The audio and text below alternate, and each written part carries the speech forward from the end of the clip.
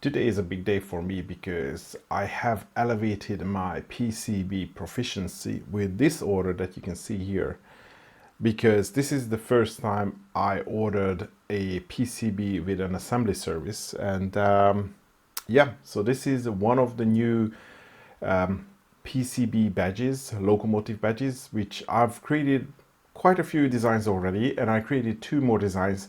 And with these two designs, which I mean it's pretty much exactly the same as the previous ones, but I wanted to test out the assembly service. So let's unpack this and see how how this turned out, and if I made any mistakes, because there was like so many questions along the way. I was really unsure about, what I'm doing, if I'm doing it wrong. And there was so many back and forth communication between me and PCBWay, which I'm not really sure if this happens all the time, or this was because that was the first order from them and they wanted to make sure that they are doing everything right. But yeah, it was a bit of a process. It wasn't a complicated process, it was just a bit of a process. So I'm really interested to see how it actually turned out. And then, I'm pretty sure that they could assemble it. That's not really a problem. But like, it's all about the LEDs, the flashing LEDs on the front. And of course, things can go wrong. So they might be able to put the LEDs the wrong way around, which means that they are not going to work. But I got some, I even got videos from the production team after they done the first batch, and they showed me a video how they tested it with a probe and the LEDs were flashing, and they asked me for instructions how they can test it. So I have, reasonably high confidence that the end result is, what I needed.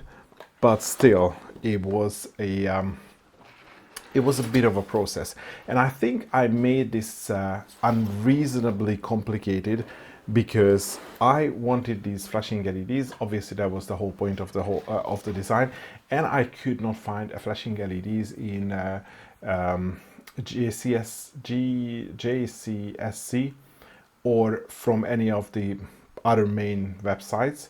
So basically, I sent in the BOM without that, without the vendor ID and the vendor part number missing. So we just started an email conversation with the sourcing team. Well, I just started an email conversation with the sourcing team at PCBWay, and they asked me like, okay, what do I want here? And the only thing I was able to do is like, I have purchased this LED from this link from AliExpress. Of course, that listing wasn't working anymore, so I started looking for, similar listings, which, I mean, it looks similar for me from the listings and the, the specs on the listing. And actually they said, okay, we can, source these LEDs from you, what type do you need, because they have different colors. And I mean, of course, all the drawings showed where the anode and the cathode is, so they wanted some confirmation. But they soldered the LEDs in after that. I mean, I'm guessing whenever they buy these in reels, then they come with a certain polarity, so that should be easy for them to figure out. But yeah, so I have two different designs here, and I have two different big boxes.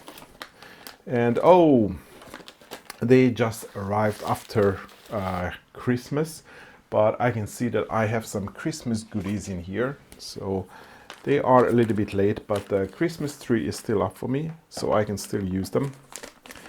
And I already have one of, oh, this is really nice. Wow, that's a beautiful design. It has the LEDs on the back and the coin cell.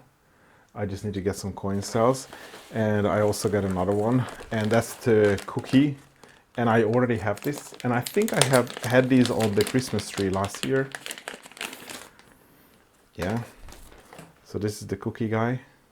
That's really sweet. I like these Merry Christmas ones. But okay, let's do the main attraction, which is mine. Oh, so they got individually wrapped. So I did two designs, and actually the first design was on request. And yeah, so this is the first design, and they have the small LEDs fitted. And I know that they are blinking because I have seen the video, but in order to test them properly, I want to solder the small, the coin cell holder and the small switch on the back. And because that's going to be the real test of this design. But yeah, it already looks great.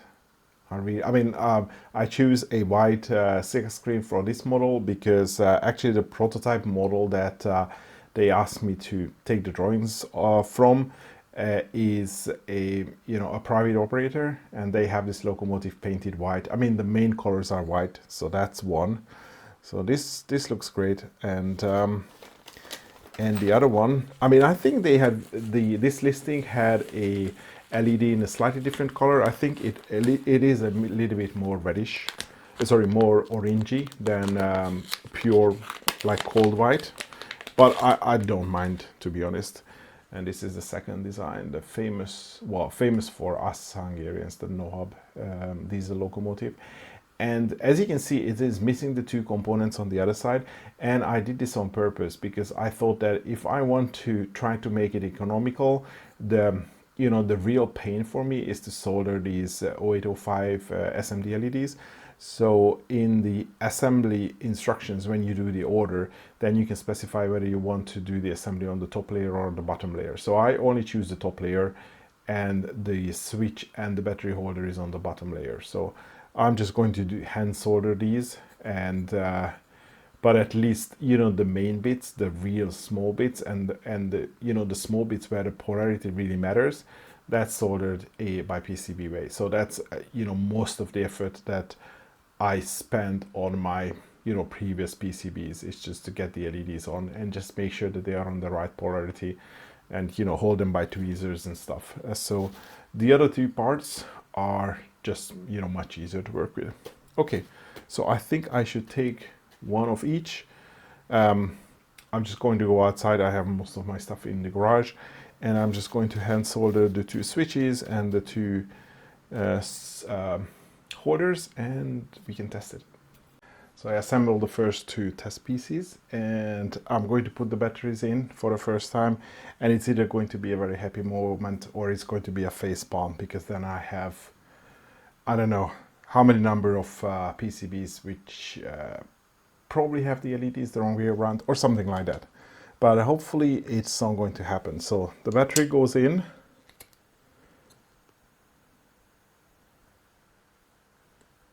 Oopsie. I did see, oh no, it is working. I have some contact problems. So maybe the battery doesn't seat on the middle pad, but hey, man, it is working. Yeah, so that's the off position, and that's the on position. It's a very interesting LED. I don't think it's going to come through the recording, but it looks like that it has like a purpley tint, but the tint is only to one side. So maybe the phosphor or the whatever coating they have to make the LED warm right is a little bit non-uniform. But to be honest, in this application, the color does not really matter. Let me just compare it with another one which I have assembled. And I think this LED is a little bit bigger. It protrudes from the PCB a little bit more. So it's a slightly different profile. So I think probably the footprint is still 0805, but then it is a little bit more proud and higher. I don't know whether it's a good thing or a bad thing. Probably it's bad because you might be able to bump into it a little bit easier. But on the other side, it could be an advantage as well, because it just has more material, so it could be actually a little bit more sturdy than the previous design. So this guy is definitely working, and I have, well, since the design and most of the design is the same, so if they manage to get one of them right, I'm pretty sure that they managed to get the other one right as well. Yes.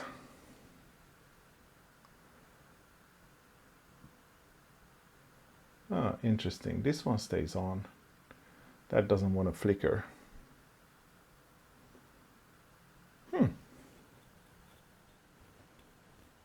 Maybe it's a bad part.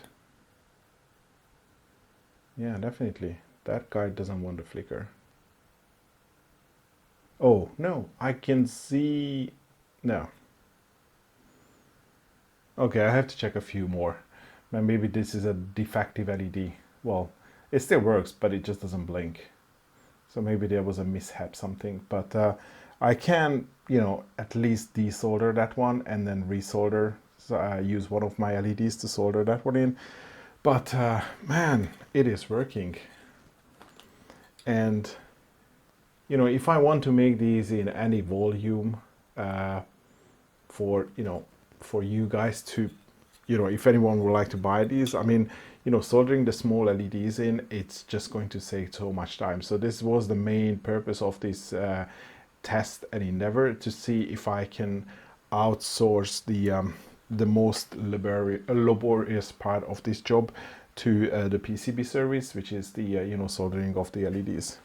So it still means that I still have to do a fair amount of work to solder the small LEDs, sorry, the small switches and the holders, but that should be a lot easier, and it would require, and it's less prone to errors than the LEDs itself. And by the way, if you want to know a little bit more about these two badges, so this one is actually, I got a request from a driver, and he asked me if I can model this locomotive, which is called the Laminatka. And if you look at the back side, you see the Škoda logos. So this was made in, well, back in the days when it was the Czechoslovakia. So it's made by Škoda, and I don't know how much they have made over the the production run, but I assume that there was quite a few of them, because I see them a lot acquired by private railway companies, and they do a lot of private, mostly freight hauling in Hungary. So I see them quite often in railways around here. So this is, and I assume that they still have quite a few in Czechoslovakia or maybe in Poland as well. So that's one. And the other one is the NoHub, or how it's known in Hungary is the M61 class. And this is actually was made in Sweden, and based on a GM license. So if I can remember correctly, this is closely, or it's related to the F7 units in the US. Obviously they were two caps, or caps on each side, and the nose is slightly different, but they use the same GM engines, and they were manufactured back in the 60s. So the Hungarian State Railway bought 20 of them, and then the Danish and the Swedish and the Norwegian still have a few remained in operation. And I mean, you can see the NoHub logo, so that was the logo of the company. I hope I got the right logo. And this was a big deal. So if you remember, I mean, I said it was in the 60s. So it was the height of the communism. It was the the Cold War was at full swing. I mean, 65 was the Cuban Missile Crisis, if I can remember correctly, and I think this was around that year, or 62 maybe, when they signed, or they made a decision, or when they got the first shipment. I can't remember the exact details, but it must have been a huge deal then. A communist country was spending hard currency to buy locomotives from Sweden instead of buying something from the USSR.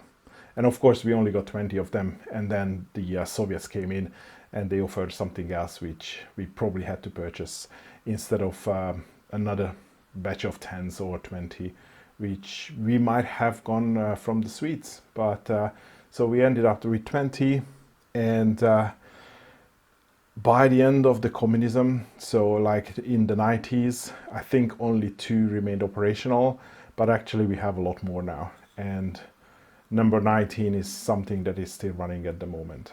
It's partially owned by, no, I think none of them is actually owned by the State Railway anymore. So it's more rail tours and preservation societies and private operators that still use these locomotives.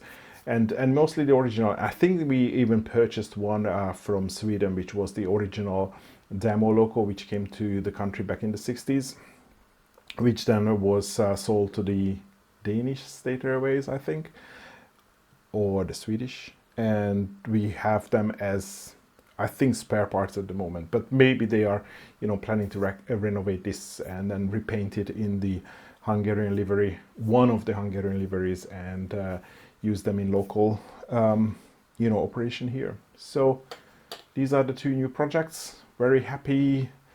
It worked out exactly the way I wanted. Maybe a different type of LEDs, but again, it was really hard to manage this remotely. And finally, let me show you the ordering as well. So I mean, the beginning of the order is exactly, I mean, you have seen me doing this quite a few different times. So initially I just put the board size, which is 70 by 70 millimeters. I put in the number of pieces that I wanted, and everything is default here. So FR4, DG5, 150, 160, 1.6 mil boards, and the whole size is that. Obviously I changed the solder marks, so one of them was red, the other one was white, and when you select white, then the sales screen goes to black immediately, but the price is the same for these colors. And I've left everything as defaults. So the only thing I needed to add is the assembly service, so I didn't need the stencil, and I selected this turnkey where PCBWay supplies the parts.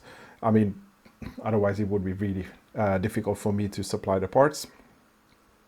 And I'm not sure if the single PCs or the panelized PCBs would have been a better option or a most economical option, but I selected the single PCs, and this is where I selected that I only want the assembly on the top side. So that's where the LEDs are, and the bottom side would have been the switch and the battery holder, or you can do both sides as well. And then you specify the quantity, so I put 10 here, and yeah, and I left everything as it is here. So no, and the standard production, and yeah, nothing else. And when you save this to the card, usually in the next step you have to provide the Gerber files, but because you have the stencil, you also have to provide the BOM, and the BOM is just basically a CSV file. And this is not the CSV file, so this is an Excel file that I got as a confirmation. So I was able to provide the small switch and the battery holder, and I was able to look up the SCSC part numbers here, so it's already listed here. And for the LEDs, I only specify that it's the chip LED 0805, and then in the details we started discussing about, like, okay, what is the AliExpress link where they can source this from, and what they so need the 0805 and the built-in flicker circuit and the warm white variant, because they had different colors. And then they had the prices as well, and okay, what was the component cost for 10, what was the assembly cost, the PCB cost, and what was the final cost at the end for 10 PCBs. So that's definitely, I mean, with this I paid, 30 bucks. So basically $3 each, not to hand solder the SMD LEDs. And I can just show you a couple of pictures. So these are some of the pictures that I received in the beginning, just as a confirmation. So they showed me one where it was soldered, and they also marked that the top connections are the anodes and the bottom connections are the cathodes, just to double check that everything was working fine. And as I said, I also received a small video where they probed these connections with a sort of like a multimeter, or basically just a power supply, and then I could see that the LEDs flicker. So that was the proof that they soldered the LEDs in the correct way around, and everything was working. And after that, I just said, yeah, everything is fine. And they said, okay, it's good, we will start the production. So I placed the order well before Christmas, and I don't know if I can see, oh yeah, on the 11th. But I also selected the slow shipping, and all this communication back and forth took probably around like 2 or 3 weeks. So that was definitely a lead time. I am pretty sure that if I would have been able to select the part from SCSC with the correct part number, then this process would have been a lot quicker. And again, keep in mind that this was the period coming up to Christmas, so I would assume that that's a busy period for them as well. And the price for the two different the two different PCB did vary a lot. You can see that for the red PCB, it was $5 for the PCB and $34 for the assembly. but for the other one it was again $5 for the PCB, but the assembly was $95. And that's because you get a discount for the first assembly service of the month, and I put 2 assembly service in this order. So again, the second one was more expensive because that had the discount, which it doesn't really tell you in the ordering page. But when I was like, you know, chatting with them, I asked like, you know, what's the difference between the price, because it's the same number of parts, everything is the same. And they said they have the production for the first order of the month. And yeah, they just added the gingerbread and the Christmas tree as a yeah, well, the extra for the order.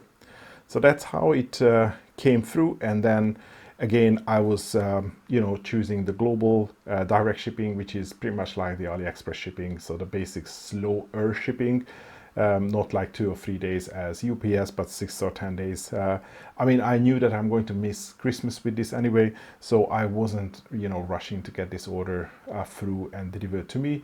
And again, that probably saved another, I don't know, $20 on the final order or something like that.